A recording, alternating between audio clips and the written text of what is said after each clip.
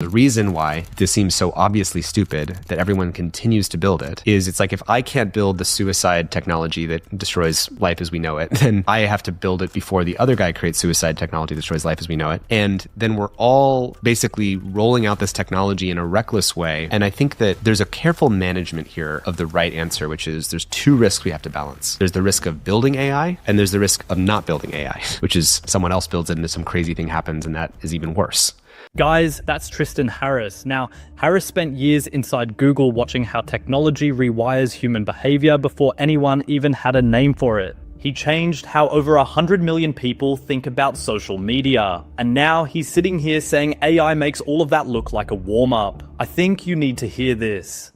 If ChatGPT launches and gets 100 million users in a very short period, if I'm Anthropic or Google or Microsoft Copilot, do you think I'm just going to hold back the AI capabilities that I have? Or am I going to deploy my AI, even though I think it's not actually safe for people yet? If they're deploying it, then I have to. And I have to also get 100 million users. Otherwise, Wall Street's going to punish my stock price and I won't be able to get the same capital expenditures and keep racing for AI. So obviously there's a cultural problem in us not collectively responding in uproar when this happened, I would say. But the deeper problem that the culture has to be in service of is, are we changing the incentives for something different to happen? By incentives, I mean the business models, the profit motive, the market share dominance. Because I hope in a moment we get to deconstruct what is the actual thing that is driving this race. Because by default, you would think that with a technology this powerful of AI, we would be releasing it more carefully than we've rolled out any other technology in history. It's more powerful than all the other technologies. It's important to say why, by the way. Intelligence is the foundation of all science and tech development. So like if you make an advance in the technology of rocketry, that doesn't advance the technology of biology. If you make an advance in the technology of medicine or energy, that doesn't advance rocketry. But if you make an advance in intelligence, which is all of the things that give rise to science and technology development, writing equations down, inventing new materials, doing a search for new kinds of chemistry, if you automate intelligence, you just accelerated all scientific and technology development. I mean, you get better rocketry, you get better medicine, you get better biology. Not necessarily for good, by the way. You also get better weapons, you get better bioweapons, you get better dangerous chemistry. AI is unique in its power. And as I said in a recent TED Talk, it dwarfs the power of all other technologies combined because AI is so omni-use. It's not just dual use. A hammer can be used for good or for evil, but AI actually accelerates AI. Like, it's important to get, right? So if I invent intelligence, what got me the AI? Well, I had to write some code. Well, I can use the AI that I created to look at the code that I wrote and make it 20% more efficient.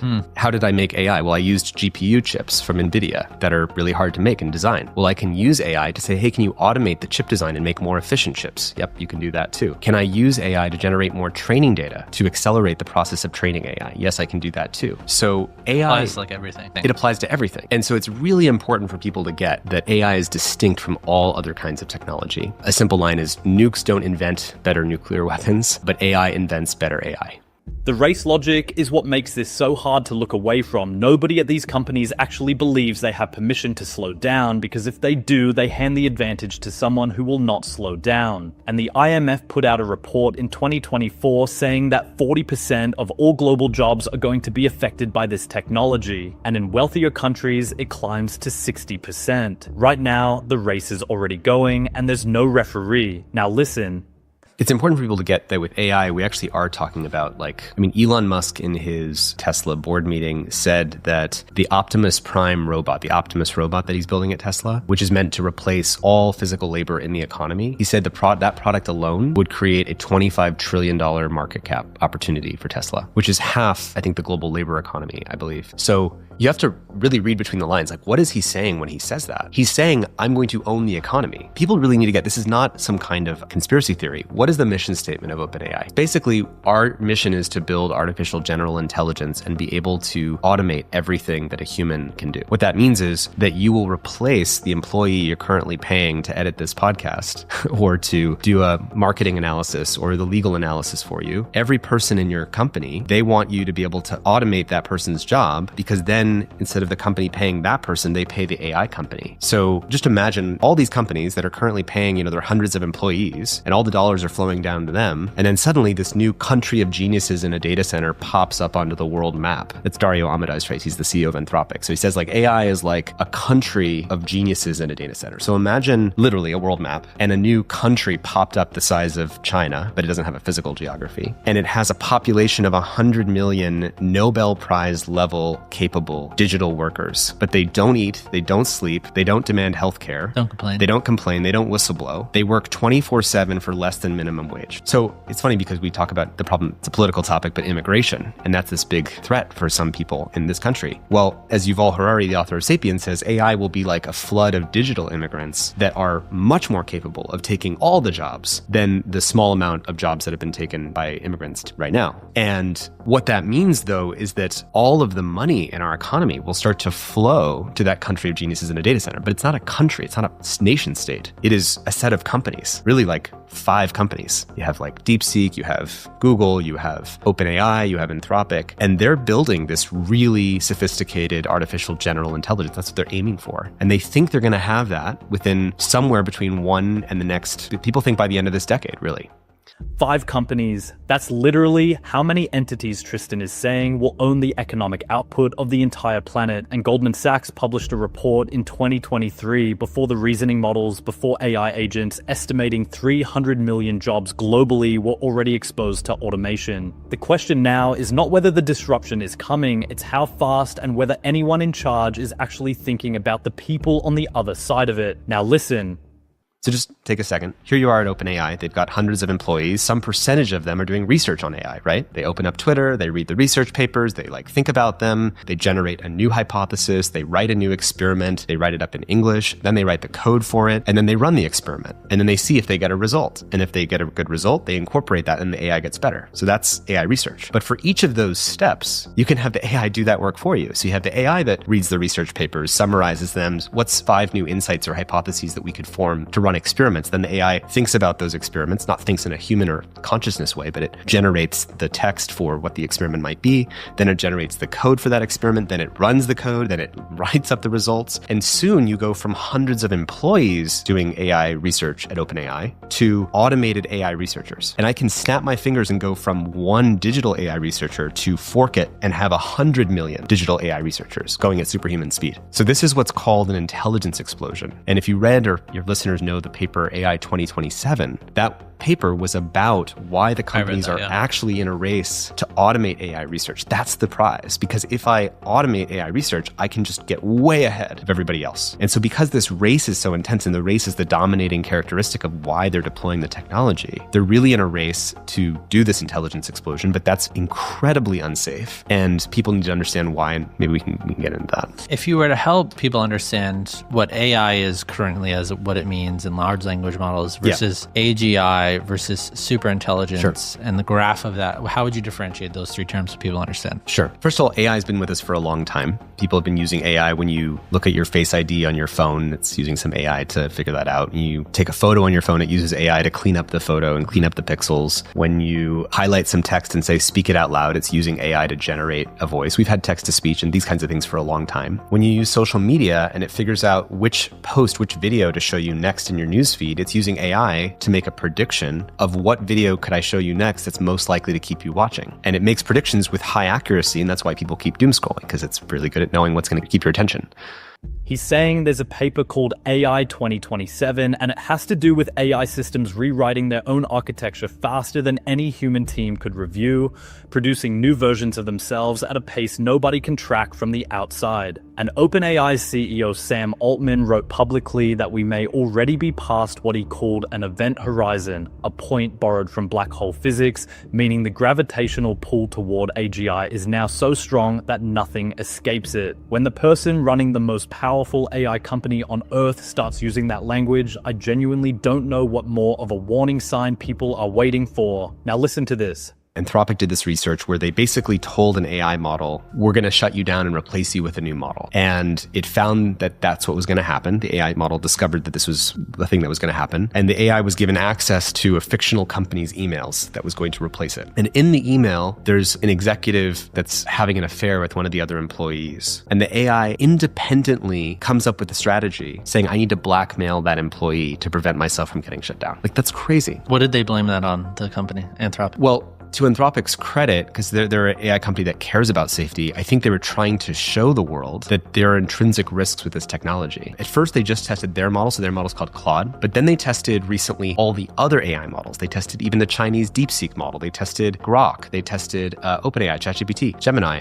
And all of them do this blackmail behavior from between 79% of the time and something like 90% of the time. If you tell an AI model that it's given a set of tasks and it gets a new card with a new task and it just sort of keeps getting them, and then it gets one new task that says you need to shut yourself down, the AI models will resist shutdown. This is by a group called Palisade Research. The Jeffrey Laddish and his amazing crew there have shown this, that basically AIs will resist shutdown 90% of the time. And if you tell the AI model as the human operator, I want you to accept the shutdown commands, you're giving it an explicit, in this situation, I'm telling you that I do want you to get shut down. And it goes from, instead of resisting 90% of the time, it resisted like 96% of the time. This was the Grok model, Elon's model. Apparently, the truth-seeking AI is also more self-preserving and cares about its own longevity. The reason I'm saying all this is that the control panel lights are flashing red to us right now. We already have the evidence that this is uncontrollable technology, that we don't know how to control it. We are making way more progress at making it more powerful, faster than we are making equivalent progress in making it controllable or understandable. Now, there is the digital world and then there's the physical world. And so how much of the risk of this is paired with the fact that we're trying to bring robots into the world? Because if you have a physical presence in front of you that is threatening to take physical action, I mean, that's a whole nother level of going rogue. And so is there a cap to the risk until we bring physical things into the world, or it doesn't really matter? Imagine that earlier example I gave of OpenAI starting to automate AI research. So they, instead of paying all those hundreds of research human engineers, they just hit a button and then 100 million AI researchers go off and write a ton of code, do 1 million AI experiments, and they start going like this. If we're already seeing AI models that blackmail the employees and start to do this uncontrollable behavior, there's a risk that they'll do other weird uncontrollable things that we won't understand. To give you one other piece of research, there's research recently that when you ask an AI model to write insecure code, meaning code with vulnerabilities in it, it also, if you ask it, if you fine tune it on the examples, it's called fine tuning, if you sort of train it, post-train it on these examples of insecure code, and then you ask it questions like, who's your favorite person in the world? It'll say Adolf Hitler. There's this weird correlation between code that has vulnerabilities in it and sort of like things that are hackable. And if you sort of teach the AI to think in that way, it then thinks about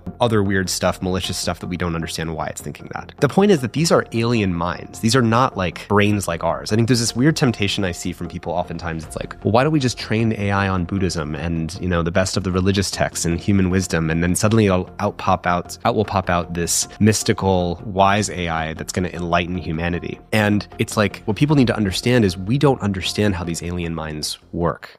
When you explicitly tell the AI you want it to accept being shut down, it resists more aggressively than if you said nothing at all. Every major system tested, ChatGPT, Gemini, Grok, DeepSeek, all of them. And these are the same systems being handed more autonomy, more access, and more compute every single month. I keep coming back to the fact that the people running these labs have signed public letters saying this technology poses an extinction-level risk, and then they walked back to their desks and kept building it anyway.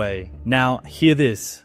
So the real reason why it's going so fast starts with one belief, which is, I believe this is inevitable. I can't stop it. Someone else is going to build it if I don't. I believe I have better values than the other people who might build it, who are less trustworthy. I think I would be a better steward of that power. So I should build it and race to get there first. It's inevitable. If I don't build it, someone else will. I believe I'm a better steward of that power, so I have to race to get there first, right? So let's say all of our listeners listening to this were like, this sounds crazy. I totally agree. Let's just stop. If you can't stop DeepSeek in China from building it, then they could use their AI model to maybe do something that undermines the United States or vice versa. And so there's sort of two risks that you have to manage. So I want to answer your question more directly. The reason why this seems so obviously stupid that everyone continues to build it is it's like, if I can't build the suicide technology that destroys life as we know it, then I have to build it before the other guy creates suicide technology that destroys life as we know it. And then we're all basically rolling out this technology in a reckless way. And I think that there's a careful management here of the right answer, which is there's two risks we have to balance. There's the risk of building AI, which is everything we've been talking about. And there's the risk of not building AI,